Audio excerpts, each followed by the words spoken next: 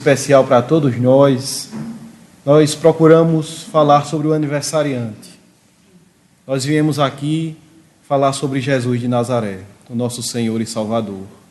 Nosso tema é a transcendente sinfonia do amor, porque Ele era o nosso divino Maestro. E nós temos plena convicção, meus irmãos, de que nada que nós dissermos aqui vai se aproximar da grandeza dEle. Que as palavras humanas não conseguem enquadrar Jesus, nem tampouco demonstrar o quanto Ele trouxe amor para essa terra. Nós vamos fazer um trabalho de homenagem, tentar falar sobre Ele, das histórias que buscamos no Novo Testamento, na psicografia espírita. E quanto mais nós lemos sobre o nosso Mestre, mais percebemos o quanto Ele nos trouxe o amor mais puro que aqui já esteve. O nosso Senhor foi todo e completa entrega para que nós pudéssemos despertar para o bem e para a luz. Jesus trouxe para nós a maior de todas as luminosidades e o fez sem esperar nada em troca, com sua grandiosidade. Imaginemos o que seria de todos nós se Jesus entregasse ao mundo o que recebeu do mundo. Perseguições, injustiças. Ele nos devolveu tudo com amor, com compreensão, entendendo a nossa pequenez. É relatado no livro A Caminho da Luz do Espírito Emmanuel, psicografia de Chico Xavier, que tão somente por 2 vezes os espíritos de escola que guiam o sistema solar e os seus destinos se reuniram próximos aonde hoje está o nosso planeta Terra. Uma primeira vez para entregar ao nosso Senhor uma nebulosa solar para que Ele pudesse iniciar a formação do planeta. E uma segunda vez para decidirem da vinda de Jesus até a Terra. No planeta Terra, naquela época, Moisés recebia os 10 mandamentos no Monte Sinai. E Jesus inicia o seu mergulho bendito, descendo a sua vibração, em supremo desapego, vindo até nós, para que muitos séculos depois ele pudesse chegar à Terra. E é relatado no livro Antologia Mediúnica do Natal que o nosso Senhor ainda estava no ventre da Imaculada. Maria de Nazaré carregava Jesus no seu ventre e Roma determinou que fosse feito um recenseamento. Era preciso viajar até a cidade de Belém. Então José e a sua esposa Maria seguiram viagem. Ela carregava o nosso Salvador. Chegando à cidade de Belém, lá encontraram com uma multidão. Cameleiros do deserto, vinhateiros de Gaza, agricultores, comerciantes. Todos se deslocaram para o recenseamento, a recontagem da população. Aquela cidade não tinha envergadura para receber tantas pessoas. José e Maria aproximam-se de uma estalagem. Era preciso uma vaga para descansarem. A Sagrada Família precisava de uma porta aberta para passar a noite. E ao chegar na primeira estalagem de Sadoc, José questiona aquele homem se existiam vagas. E prontamente, aquele homem diz que não. E realmente não haviam. Mas Sadoc observa a beleza celestial de Maria. E mesmo ela estando gestante, aquilo não foi um freio para os instintos daquele homem. Então Sadoc faz à Mãe dos Céus proposta inconfessável. José nem o responde. Afasta-se dali e busca outra estalagem. E ao chegar naquela segunda estalagem, que tinha por proprietário um homem muito rico, usurário, José questiona se haveriam vaga, pois eles precisavam descansar. E aquele homem, de forma rude, diz que não haviam mais vagas. Então ele observa Maria e a sua beleza celeste. E sendo um homem muito rico, ele chama José em um canto e questiona ao justo: esta moça que está contigo é filha de escravos? Diz-me o preço dela, tenho interesse em comprá-la. Sou muito rico. Diz-me. José não responde. Para muitas coisas do mundo, a melhor resposta é realmente o silêncio. Ele segue adiante com a sua esposa, buscando uma nova estalagem. E ao chegar na terceira opção, na terceira tentativa, o dono daquele local era bastante ousado. E depois de dizer que lá também não haviam vagas, ele olha para a Divina Família, olha para José e Maria. José é um homem já idoso, Maria muito jovem. Observa a beleza da Mãe dos Céus e diz a José em tom de deboche: tu não tens vergonha? Tu, um velho, expondo em praça pública moça tão bela, tu não tens vergonha? E José começava a se afastar de lá, mas as palavras daquele homem chamaram a atenção de alguns vagabundos, algumas criaturas que perambulavam por lá, e começaram a se aproximar dos dois, a cercá-los, a dizer para com eles alguns impropérios, ameaças. Só que aquele casal bendito, a Sagrada Família, era protegida por uma falange espiritual do mais alto grau. À frente daqueles espíritos que guiavam e protegiam, estava o anjo Gabriel, o mesmo que anunciou a Maria a vinda de Jesus. E vendo que mais pessoas se aproximavam, que existia um risco real naquele momento, Gabriel suplica aos céus e aos mensageiros de Deus que enviassem solução. E prontamente os mensageiros vieram e intuíram aquele anjo para que levassem a Sagrada Família para o local mais seguro para o nosso Senhor Jesus nascer. E o local mais seguro para Jesus vir ao mundo era longe dos homens e próximo dos animais.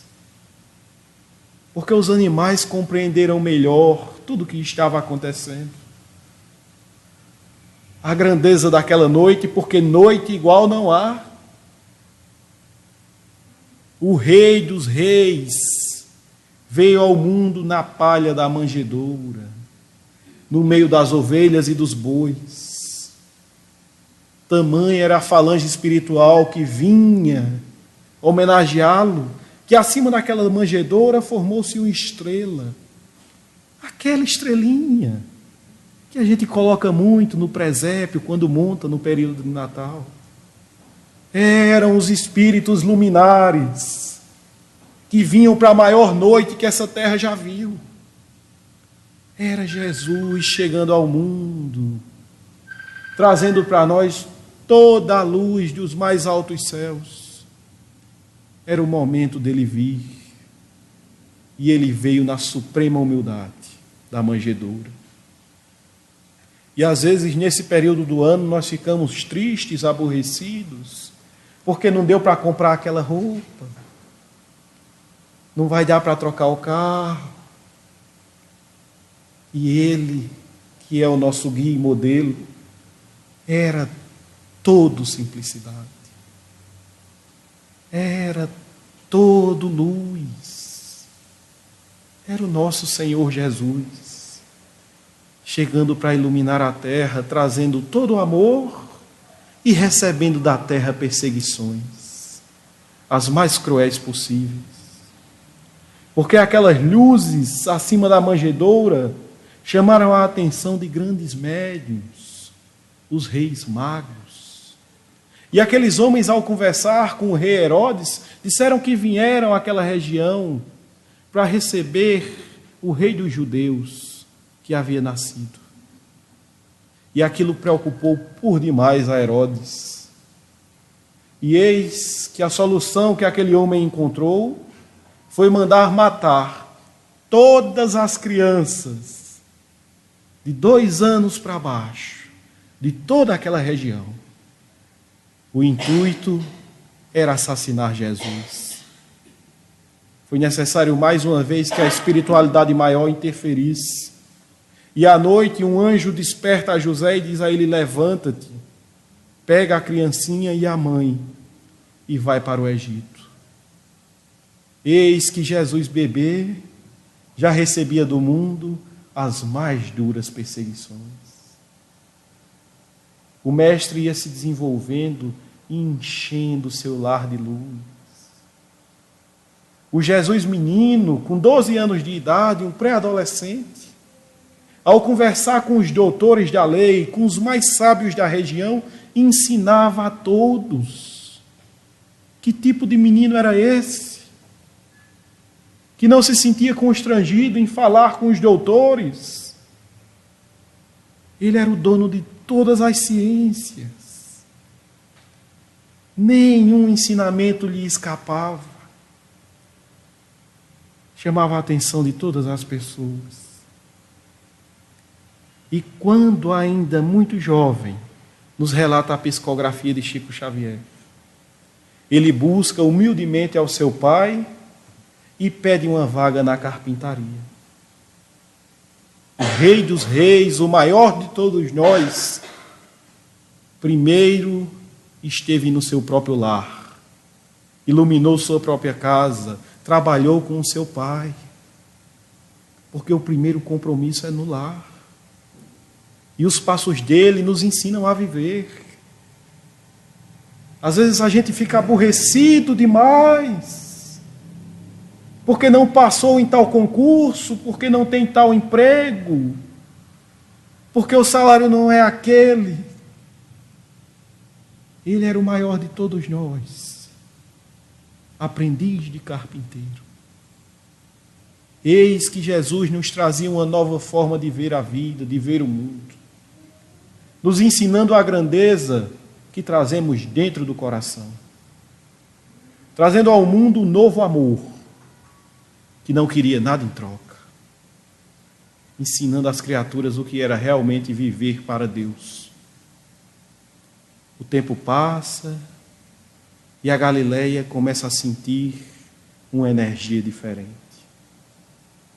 Era por volta do ano 30, nada da rotina daquelas pessoas havia mudado. Os pescadores continuavam pescando, os negociantes continuavam no mercado, os impostos ainda os esmagavam, o domínio romano era terrível, a pobreza estava por todo lado. Uma ou outra criatura trazia a sua riqueza humilhando os vizinhos. Nada havia mudado, mas as criaturas se sentiam felizes. Os ventos traziam novos perfumes. Era Jesus. Estava próximo o início do seu apostolado. Ele havia decidido que era a hora de começar. Então, nosso Mestre e Senhor caminhava à beira daquele lago. E toda a atmosfera se modificou. Ele trazia uma luz consigo que irradiava para todas as criaturas. As pessoas, ao olharem nos rostos, emocionavam-se. Alguns não suportavam e olhavam para o chão, porque os seus olhos extremamente belos, algumas vezes transcendiam de tal forma que faziam assustar. Ele trazia os cabelos da cor da terra, do latão, do ouro velho, só que mais reluzentes. Tinha os olhos da cor da amêndoa madura, o cabelo dividido ao meio, à moda nazarena, indo até os ombros. À beira daquele lago, o vento balançava as suas vestes, e ele veio. Aproximou-se de uma barca, onde 2 irmãos pescadores estavam vindo até a margem. E aqueles pescadores acharam estranho, porque aquele homem já há algum tempo os observava ali da margem. E quando chegam próximos a Jesus, ele diz àqueles 2: vinde após mim, e eu vos farei pescadores de homens. Era André e Pedro. Tudo que aqueles 2 homens tinham era pescaria. Eles abandonaram tudo e prontamente seguiram ao Mestre. Aquela voz ecoou nos seus corações e parecia que eles já o conheciam. Parecia o chamado de um velho amigo. Não havia como resistir. Ninguém resiste ao seu chamado. Eles seguiram a Jesus e o Mestre segue adiante, até chegar em 2 outros irmãos pescadores que ajeitavam as redes e estavam juntos com seu pai Zebedeu. Jesus chega até eles e os convida: vem comigo construir o reino dos céus na terra. E deixando as redes caírem nas areias, aqueles 2 irmãos, em que um era muito jovem, com um semblante sonhador, Tiago e João, deixam o seu pai Zebedeu, largam as redes e o seguem. Jesus vai mais adiante no dia posterior e na Cesareia convida a Filipe. E toda a região se impressiona com o que estava acontecendo, o que passou na cabeça daqueles homens. Deixando tudo e seguindo aquele carpinteiro. Até o coletor de impostos abandonou a coletoria para segui-lo. As criaturas não compreendiam o que estava acontecendo. Era o maior projeto que este mundo já viu. Era o projeto de luz que o nosso Mestre trouxe até nós. Por último, ele convida um judeu, Judas, da cidade de Queriote. E eles fazem a sua primeira reunião, a reunião do Rei dos Reis, com os primeiros missionários do projeto grandioso da transformação do planeta Terra. A primeira reunião dessas criaturas não foi em um grande castelo, em um grande templo religioso, não foi em nenhum tipo de força do mundo. Eles se reuniram na humilde casinha do pescador, na casa de Pedro. E aqueles homens se embriagavam com a luz que vinha de Jesus. Ele ensinava o novo amor, a necessidade das criaturas primeiro iluminarem o próprio coração, e aí sim transbordar todo este amor para os necessitados do mundo. Ele convidava os apóstolos a deixar de lado os velhos defeitos, as velhas quedas morais, chamando os seus seguidores a fazer o que hoje chamamos de reforma íntima. Jesus inicia o grande projeto. Ao seu lado, criaturas ainda despreparadas. A grande maioria daqueles apóstolos, analfabetos, à exceção dos evangelistas e de Judas. Eles tinham tudo para dar errado, mas eles tinham a Jesus, lapidando a pedra bruta, transformando seus corações. E depois que aqueles homens sofreram as quedas humanas, levantaram-se e seguiram adiante, modificando este planeta, testemunhando a fé. Caminhar com Jesus era o momento sublime de suas vidas, mas existia uma certa dificuldade de compreender aquela nova lei. Os apóstolos achavam comum que os sofredores, os desgraçados, os perseguidos, os doentes do mundo buscassem a Jesus e nele encontrassem a sua esperança. Até aí tudo bem. Mas eles percebiam que os poderosos, os irônicos, os adversários gratuitos, na luz do dia, lançavam críticas terríveis ao Mestre. Mas à noite, quando ninguém estava vendo, eles buscavam a Jesus. E falavam das dores que traziam no coração, e o Mestre os recebia com o mesmo amor. Que tipo de lei era essa? Que se deveria amar os inimigos? Como atender e levantar do chão a criatura que hoje à tarde nos perseguia? Era muito difícil para eles compreenderem tudo aquilo. Só que o Mestre veio trazer para nós um sentimento que não espera nenhum tipo de pagamento. A multidão cada vez mais o procurava e ele falava ao povo. Algumas vezes à beira do lago, algumas vezes em cima da barca. E quando ele falava, a própria natureza parava para homenageá-lo. Porque as flores emanavam ainda mais perfumes, que eram trazidos pelos ventos e envolviam aquelas pessoas que lá estavam. As árvores balançavam os seus galhos e pareciam acenar para ele.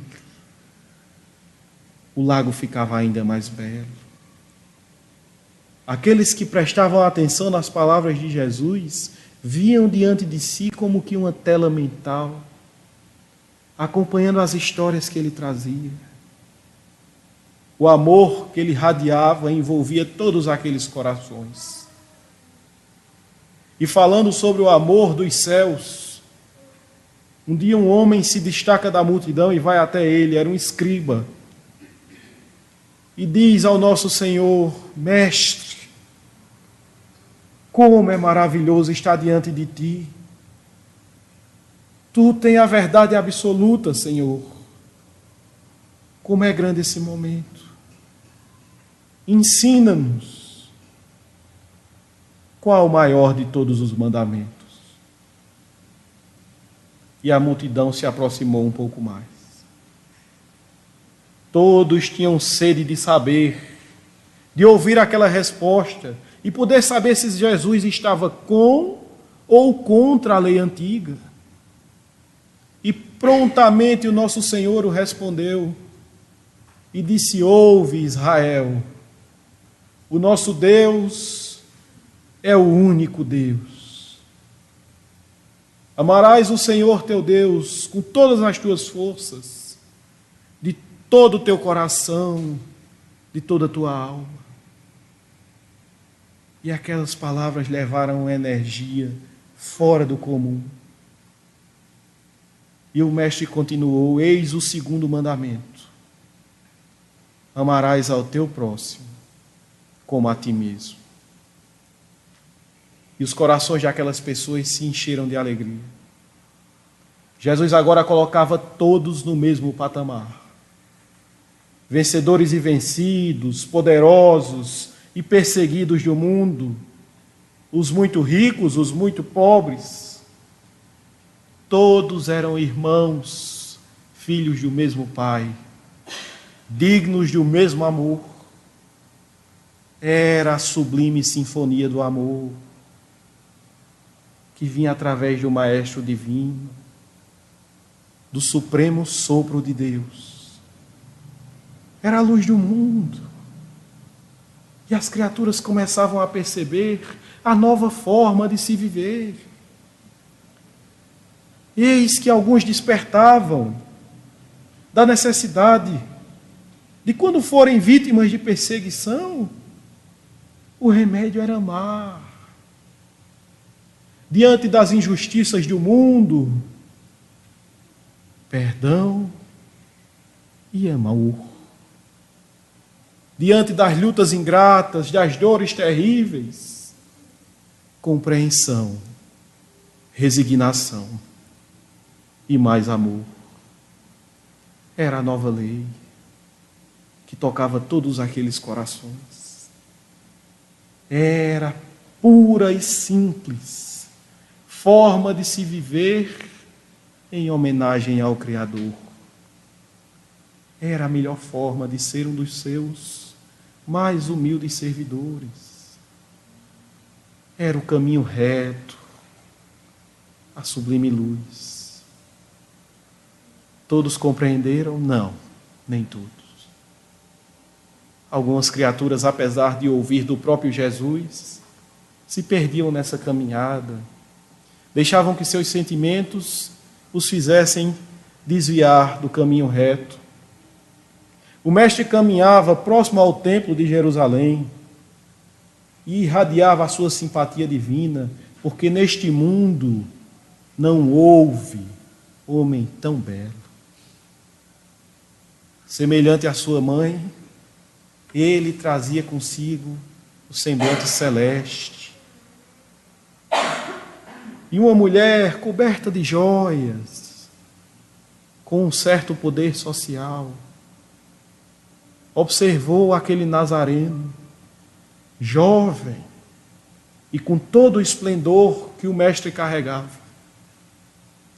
E ao ver Jesus se aproximar, ela ajeita as dobras de sua túnica alva, aproxima-se do nosso Senhor e diz a ele: Nazareno, tenho felicidade ao teu dispor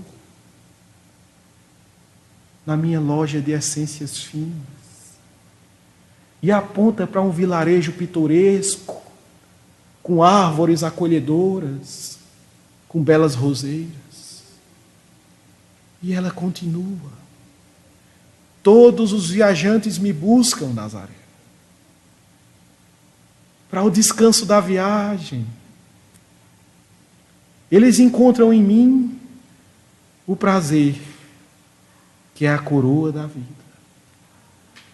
Em minha primavera juvenil, eles encontram a verdadeira alegria. Vem comigo, Nazareno. Tenho ao teu dispor dançarinos e músicos ilustres, treinados em grandes castelos. Te darei vinho capitoso, acariciar-te-ei o rosto, irás descansar da viagem. Vem comigo, Nazaré. É que os lírios das montanhas não têm a maciez dos meus braços, e a romã saborosa não tem o mel dos meus lábios. Vem comigo, Nazaré. Tu virás. E Jesus a observa e se mantém em silêncio. E aquela mulher acostumada a ter todos os homens aos seus pés, diz a ele: Nazareno, todos me querem. Tenho felicidade a teu dispor. Tenho muito a te oferecer. Hoje, sendo o meu aniversário, eu te escolhi.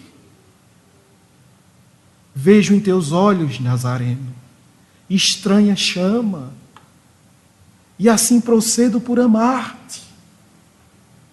Vem comigo. Tu virás.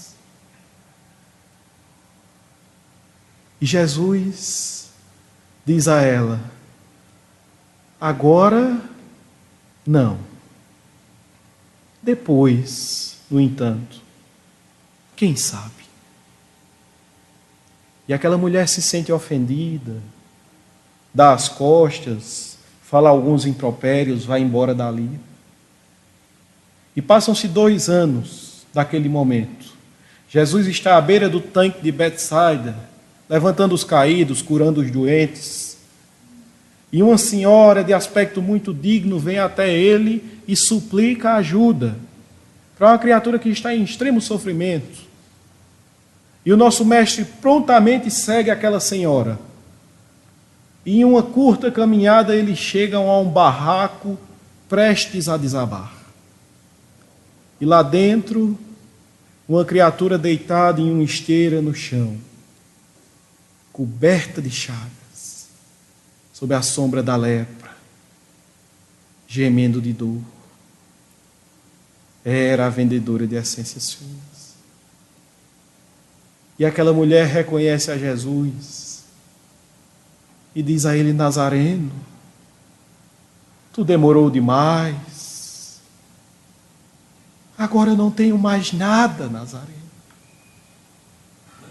Agora eu sou toda podridão. Jesus lhe abre os braços e diz a ela: vinde a mim, tu que sofres. Na casa do meu Pai nunca se extingue a esperança. E ela diz: Nazareno,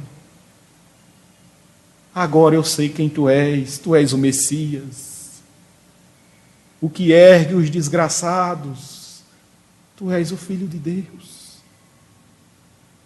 O que tu queres com mulher tão desgraçada como eu? Eu não tenho mais nada. E Jesus a abraça. A lepra fazia com que todas as criaturas se afastassem. Jesus a abraça e diz a ela, lembrando-se do primeiro encontro: vejo em teus olhos estranho fulgor, e ajo assim por muito te amar. Era o amor que superava em muito os desejos do corpo, os interesses materiais. Algumas pessoas, no fausto do poder, conseguem compreender o amor que Jesus trouxe ao mundo.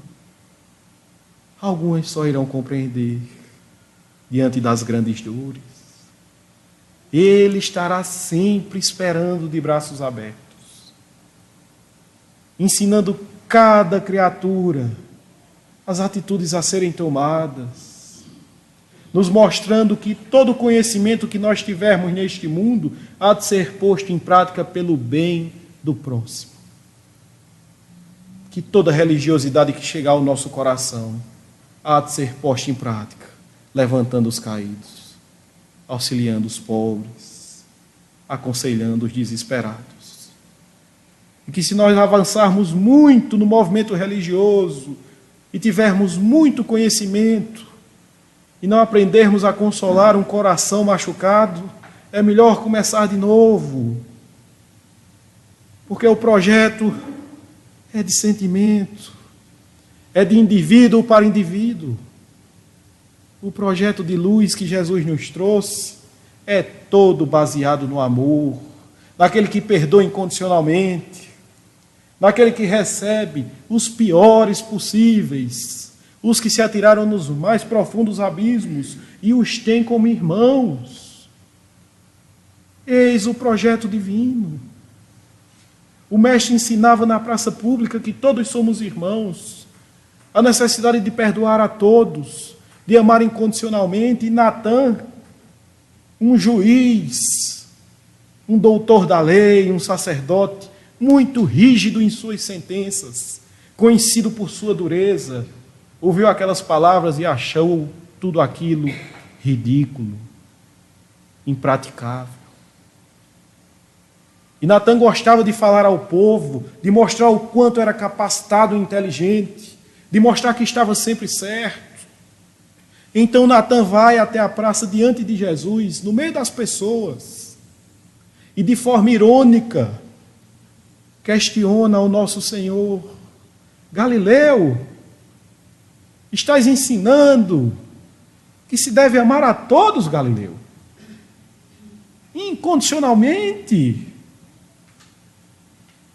E Jesus o chama pelo nome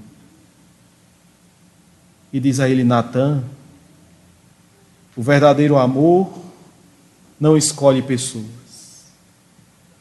O amor verdadeiro sai dos corações e envolve a todos, tal qual o ar, vitalizando-os.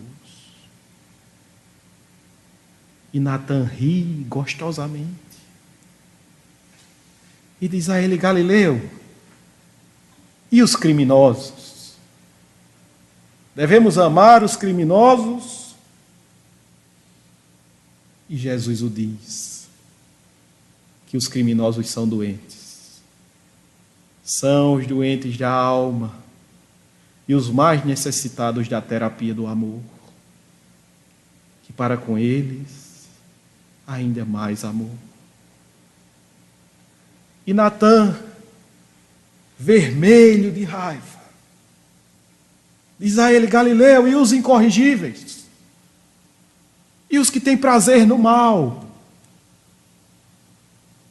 Devemos amá-los?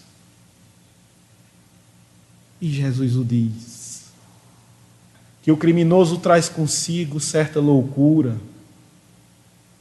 que junto com condições sociais, com doenças da alma, transbordam na delinquência, que eles são doentes e que a terapia para com eles é ainda mais amor. E Natan questiona: Galileu, então tu és contra matarmos legalmente aquele que matou? És contra o olho por olho, dente por dente? És contra a nossa lei? E Jesus o diz: Natan, matar o criminoso não devolve a vida da vítima. Arrancar a mão do ladrão não devolverá o furto ao seu dono. Arrancar a língua do maledicente não irá desfazer os males que o boato causou. Eles estão doentes. É preciso amá-los. E Natan diz: então, Galileu, façamos o seguinte: vamos soltar a todos. Deixemos que eles façam o que quiserem no meio do povo. E o mestre diz: não chegaremos a tanto.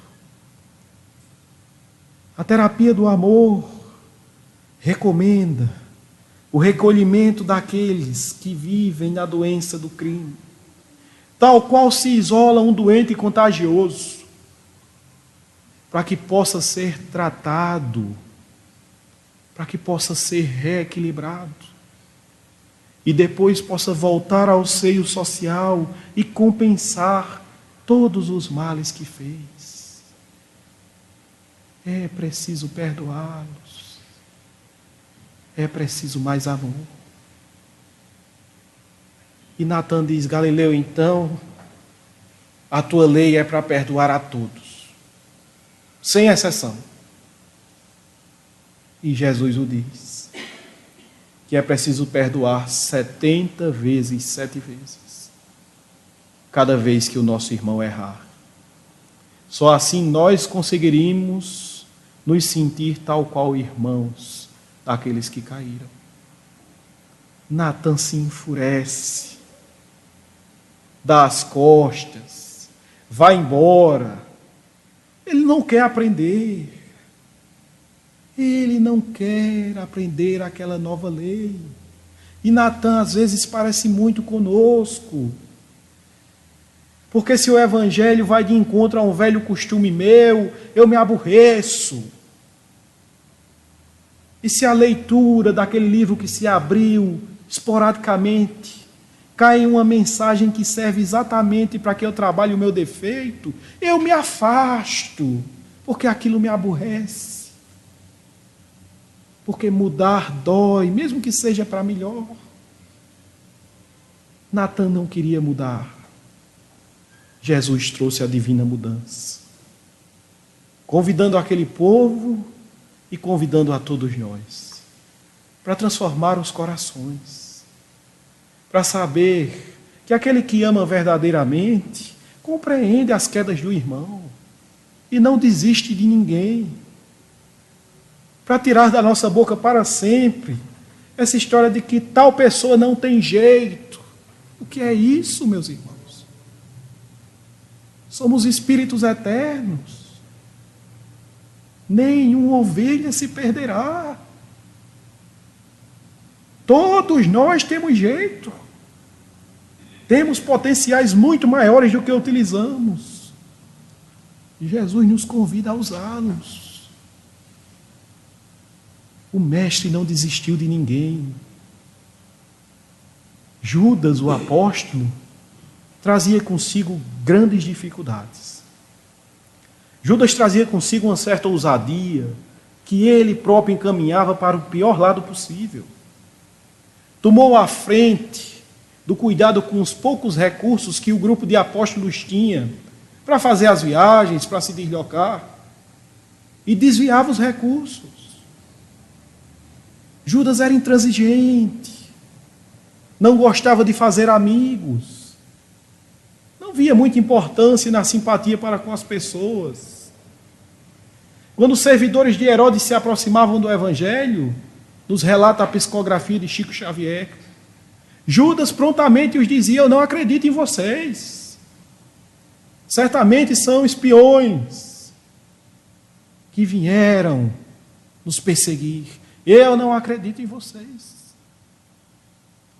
Os demais apóstolos não concordavam com aquela forma de agir.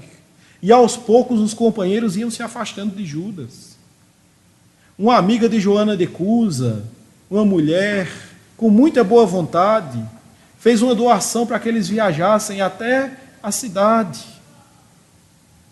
E ao receber o dinheiro daquela mulher, Judas diz: eu recebo a oferta, mas não penses que tu estás comprando o reino dos céus. Eu te conheço, e teu dinheiro vem da iniquidade. Não penses que me enganas. E aquela mulher se sentiu tão ferida, tão machucada. É relatado que uma senhora que tinha um marido muito doente abriu as portas de sua casa para receber os sofredores da região, os desgraçados, os que não tinham mais ninguém por eles. E quando Judas esteve diante daquela senhora, disse a ela: e o teu passado? Achas que eu esqueci? Certamente tudo isso que tu fazes é em busca de grandes lucros, porque o teu marido adoeceu por presenciar teu comportamento. Tu não me enganas. E aquela mulher se sentiu tão machucada que acreditou que não era digna de trabalhar no bem. E abandonou aquele projeto de luz, trazendo grandes dificuldades para vários sofredores da região. E cada vez mais Judas se isolava. As pessoas se afastavam. Quando Jesus abençoa Zaqueu, Judas diz prontamente: esse publicano engana o mestre. A mim não, que sei que ele é um miserável, explorador. Mas adiante ele vai encontrar a realidade. O apóstolo Pedro falou que Jeroboão tinha interesse em se aproximar do Evangelho. Judas diz prontamente: Jeroboão? Eu o conheço há 20 anos. Aquele é uma raposa de unhas afiadas. Tudo que ele ama é o dinheiro. Bateu no próprio pai, que lhe desviou meia pipa de vinho. Eu não acredito nele. E os apóstolos se afastavam cada vez mais de Judas. Quem aguenta? Jesus. Jesus não desistia dele. Por horas a fio, o nosso mestre conversava a sós com Judas, ensinando a necessidade do verdadeiro amor, da compreensão. O mestre não desistia dele. E nos relata a psicografia de Chico Xavier que Jesus e Judas viajavam juntos, e no meio daquela viagem, o apóstolo equivocado cai em pranto convulsivo, num choro muito forte, e diz a ele: Senhor, por que eu sofro tanto? Até os companheiros de caminhada se afastam de mim, mestre. Eu não consigo ter relações duradouras, parece que o mundo todo me odeia. observemos a infantilidade espiritual de não se alcançar que os próprios gestos afastavam as demais criaturas. E em pranto, no momento em que Jesus ia respondê-lo, eles chegam próximo a um poço, aonde os viajantes matavam a sede, a uma nascente de água. E quando Judas vai matar a sua sede ali, com suas mãos ele bate no fundo daquela nascente, levanta grossas placas de lodo, suja toda aquela água que era pura, e diz: Senhor, que sofrimento é esse? E Jesus o diz: Judas, nesse singelo poço, tu tens o teu ensinamento. Quando tiveres sede, bebe a água da margem com respeito e gratidão. Quando tiveres sede de afeto, recebe dos teus irmãos o amor, sem bater com tuas mãos no lodo que todos terão no fundo de seus corações. Aprende a amar, Judas. Aprende a amar. E o apóstolo chorava, mas continuava com sua forma de ser, com seus velhos erros. O depoimento de Judas no templo iniciou um inquérito que levou à condenação de Jesus. Por conta das palavras de Judas e do dinheiro que ele recebeu, todos aqueles acontecimentos terríveis, a prisão injusta, o espancamento, o madeiro infame que o nosso Senhor teve que carregar, a condenação à morte de quem veio ensinar só o amor. Judas participou de tudo aquilo. Jesus, depois de muito machucado, depois de receber todas as humilhações imagináveis, e ter na sua cabeça uma cruz de espinhos, e carregar aquele madeiro e ser pregado em uma cruz, a pior das mortes. Nosso mestre agonizava no madeiro, e pelo chão a multidão que gritava impropérios e demonstrava o seu desequilíbrio, criava uma atmosfera compacta e enegrecida demais, para que se pudesse ver o que acontecia nos céus. Porque o nosso Senhor, ao olhar para o firmamento, viu rasgar-se dos céus luzes maravilhosas que se ligaram àquele madeiro infame. E falanges de anjos começaram a vir até o Senhor. Os anjos do carinho acariciavam os seus cabelos empapuçados de sangue. Os anjos da harmonia tocavam harpas e melodias de perdão para aquela turba criminosa. Os anjos da beleza teceram guirlandas de lírios e rosas naquela cruz maldita. Os anjos da justiça vieram. E depois de beijar os pés do nosso Senhor, anotaram o nome de todos os envolvidos naquele processo infame, para posterior acerto de contas. Os anjos do amor vieram até a terra, beijaram os pés do nosso Mestre e fizeram ao redor de suas chagas luzes que amenizavam as dores do condenado divino. E lá do mais alto, não mais em falanges, mas sozinho, veio um último anjo. E a sua figura sublime demonstrava que ele era da mais alta hierarquia espiritual. Ele chega até o pé daquele madeiro e busca os olhos de Jesus, desejando saber qual a vontade do Mestre. Eleva-se beija as mãos do nosso Senhor, abraça o condenado divino, coloca o seu ouvido nos lábios de Jesus. E o nosso mestre, usando de suas últimas forças, diz àquele anjo: vai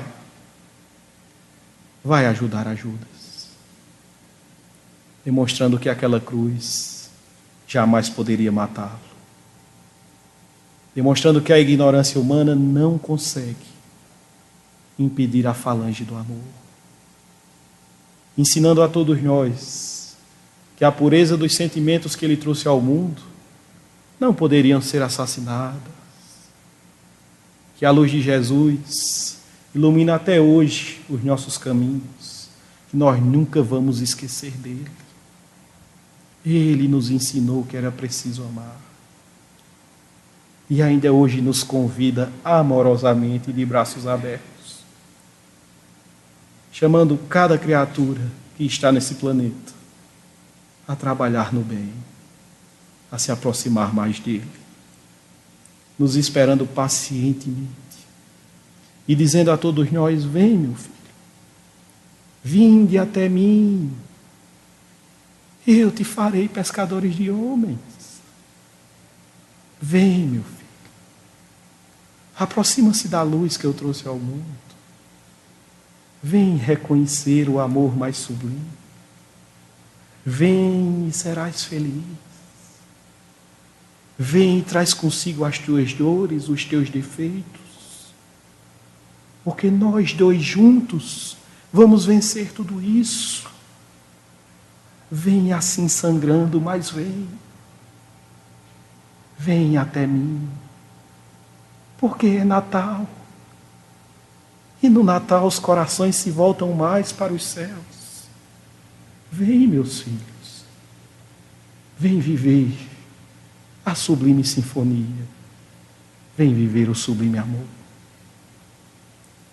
Que nós possamos ir, meus irmãos, com todas as nossas forças, de toda a nossa alma e de todo o nosso coração.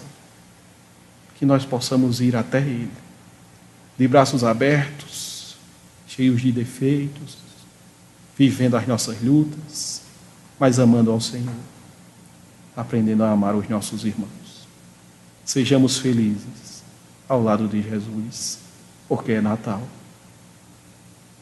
E por todo o amor que circulou nesta sala, e pela ligação que tivemos em nossos corações